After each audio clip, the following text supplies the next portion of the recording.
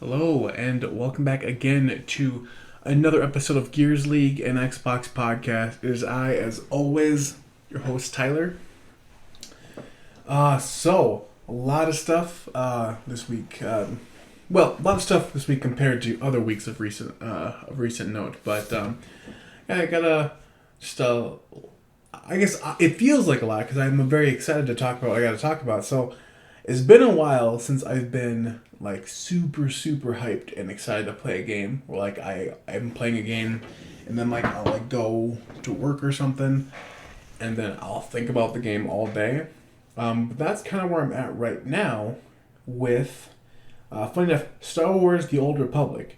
I'm sure you were expecting me to say Dragon Ball Z Kakarot, which I had every intention of playing. I pre-purchased it and everything. It's loaded up on Steam, ready to go, and me and my friend were talking about starting like Star Wars: Old Republic again, just to kind of like give it like another go. And man, am I hooked! Secret Gem, I think, in my opinion. I'll definitely talk a bit about it at the end of the show, but just a little bit, right? Because it has to do with the topic, and the topic being when more MMOs are going to make the jump to console. But yeah, kind of just a little bit more about Star Wars: Old Republic. I was one of those people that was like so excited for when it was going to come out. Like 3 months before the game came out, I basically wasn't playing any games. I was just so obsessed with going on the forums of the Old Republic, literally rewatching those cinematics hundreds of times again. Like I was that hyped for Star Wars: Old Republic because obviously I love Star Wars, and I was gonna be a big nerd. And then I played it. I was just so disappointed because it just didn't feel right. Part of it, what had to do with it too, was I had also like a potato for a computer too, so that probably wasn't the best. But like, I personally felt like I was really let down. But now that we've kind of come back to the game, and I'm playing on a very high-end gaming PC, and there's a lot of updates that have happened to it. It just feels so good to play. I love this game so much. I am so excited to play. It's all I think about all the time when I'm at work. Like, I. I don't. Yeah, and it's really funny because I was trying to say no more games as a service, but I've been playing that, and then super casually too, been playing Destiny as well. And I hate myself. I know you guys are probably a little bit excited to hear about my impressions with Dragon Ball Z Kakarot, and I'm sure I'm going to get to that here soon. But yeah, all I've been focusing on is Star Wars: The Old Republic because man, that is an excellent game. A lot of fixes to it. A few things I'm disappointed about. It looks like there's a slight pay to win, but not too big a deal, but like just a little bit enough to bug me, but not enough for me to not play the game. But just there's a little bit of that. But otherwise, yeah, fantastic stuff. So yeah, that's what I'm playing. Star Wars: Old Republic and a little bit of Destiny. Trying to play some Iron Banner, things like that. But yeah, so I'll get right into the news though. Yeah, so first thing we got here for is an IGN article by Matt Perslow. It said Techline has announced that it's delayed Dying Light 2 with no new release date in sight. So this is the article here. So posted on Twitter a statement from CEO Powell. Powell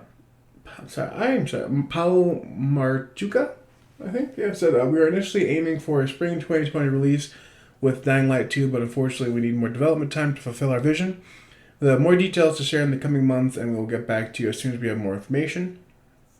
Dying Light 2, it didn't really actually have like a firm release date, but yeah, it was scheduled for spring 2020, which when Dying Light 1 came out was around the same time that it came out in the early part of the year, which is probably why it sold so well, honestly, because nothing was coming out around that time, and then that game released, and I know I did very well.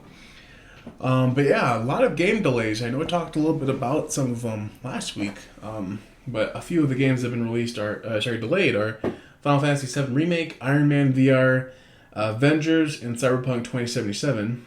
So, yeah, the season of delays is upon us, apparently. But as far as Dying Light 2 goes, Dying Light, the original, is in my backlog, still haven't gotten to it, but, it kind of makes sense if they want to hold off on this. I'm kind of the mind that that they kind of do have something to prove. Like the first one was really good, but I know we've been. Here, call me crazy, but it seems like the sequel of things recently have like the twos of things have been kind of getting left in the dust. Kind of like like I know it was a couple years back now, but I remember Wolfenstein, the new Colossus. So yeah, Wolfenstein 2, and then The Evil Within 2. Both seem like when the second one came out, they kind of just like just underperformed significantly. Like for some reason, like the hype for the first one was so good, and the second one just kind of goes and no one cares about it. Same thing I feel like happened with Dishonored. Again, I know it's a couple years out, but I just kind of feel like Dying Light 2, just for the game type of game it was, could easily be could fall victim to the same thing. So it kind of makes sense that they're kind of holding off on it to make sure the game is as complete as possible. I don't know how long they want to hold this thing though, because I think that they should also aim for another release month where there's not a lot of competition. So maybe they're going to go for like a summer release date because there's still not a lot of stuff that comes out in the summer. But yeah. Otherwise, picture of the Xbox Series X shows us some of the ports. So this is another IGN article by Matt Perslow. Apparently there's a set of photographs online that show a prototype of the Xbox Series X. And if it's true, it shows a couple interesting things. So the ports in the back of the console are pretty typical, but it doesn't have the HDMI in port that the Xbox One had. So I don't know if you're going to be able to watch your TV through it, but who knows how many people were really using that feature anyway. Ethernet port, optical port, and then 2 USB Type A ports. Otherwise, that's kind of it. I don't know why this was really a news story, but I guess it seems like pieces with Xbox Series X stuff is pretty exciting. I figured I'd put it in the news because I know that obviously anything to do with Xbox Series X at this point is pretty exciting, so I figured I might as well throw it in there. But it's hard to say if this was fake or not, but it looked like it was fairly legitimate. But yeah.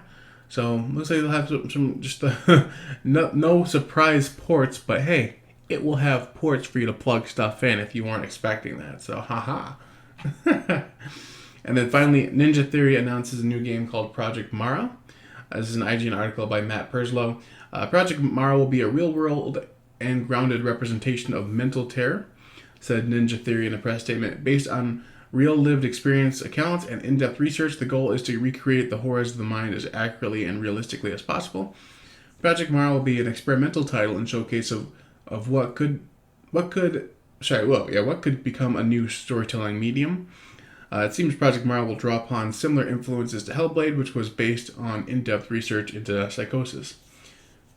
So these mental horror games seem to be pretty popular. I kind of like the walking simulator horror stuff.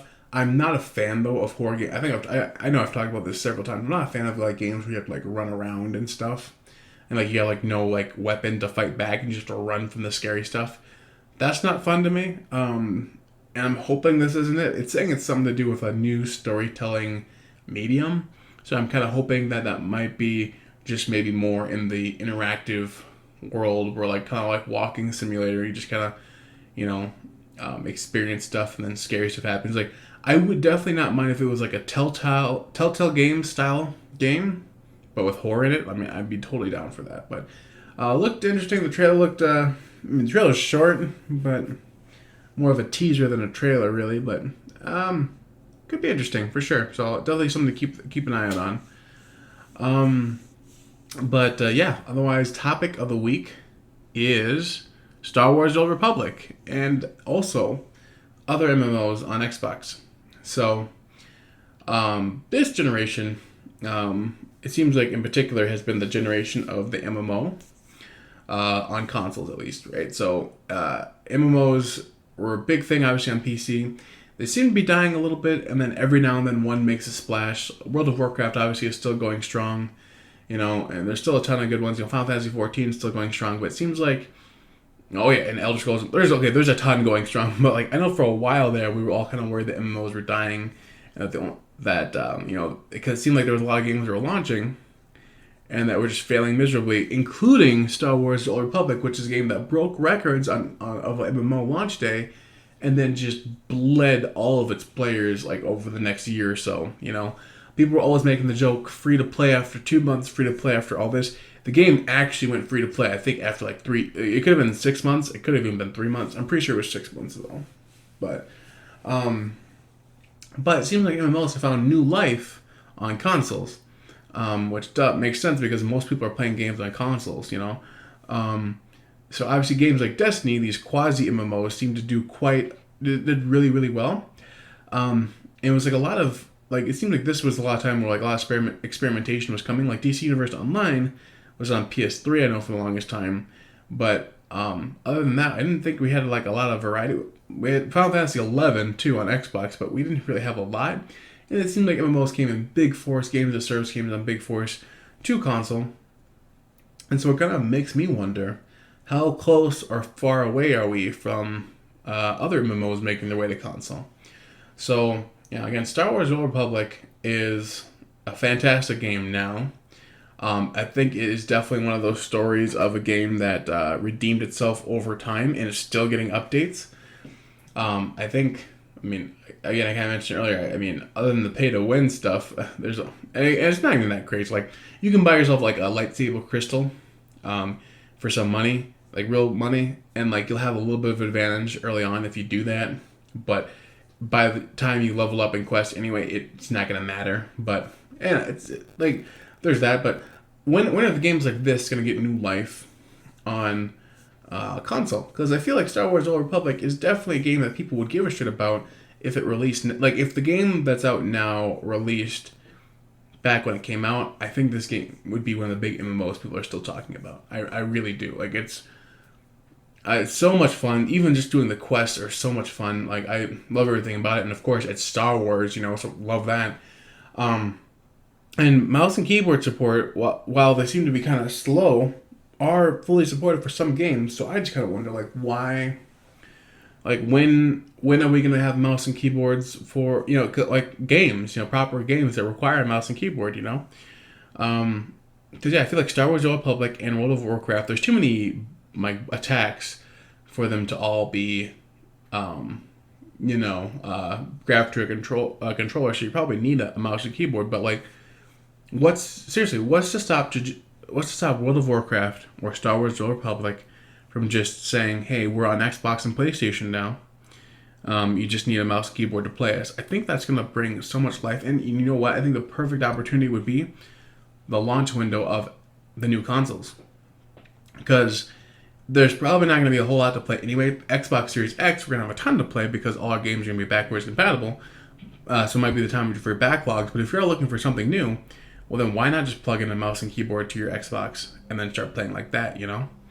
So, yeah, it kind of just makes me wonder, you know, if, why not? Why wouldn't we have these games? Because obviously World of Warcraft doesn't need new life or anything. It's still the number one MMO going on right now. But at the same time, it's, you know, how many people are you shutting out that don't have high-end gaming PCs, you know?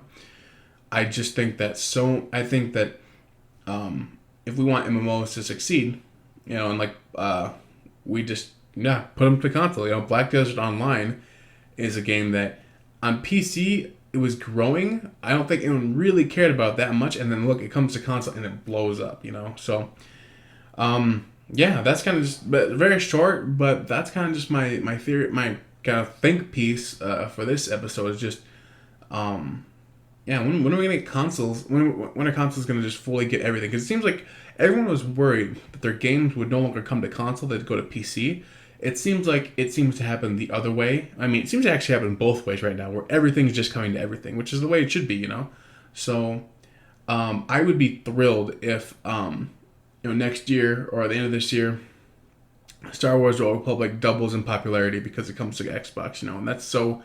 That's typical. That's very reasonable to expect. I mean, the game would blow up. It is Star Wars. Like it's like it is a real proper MMO with real proper Star Wars classes. You know, so I'm addicted to it. I know a ton of other people would if they had a means to play it. You know, so Otherwise, yeah, that kind of does it for Gears League, an Xbox podcast. I think episode 15 now.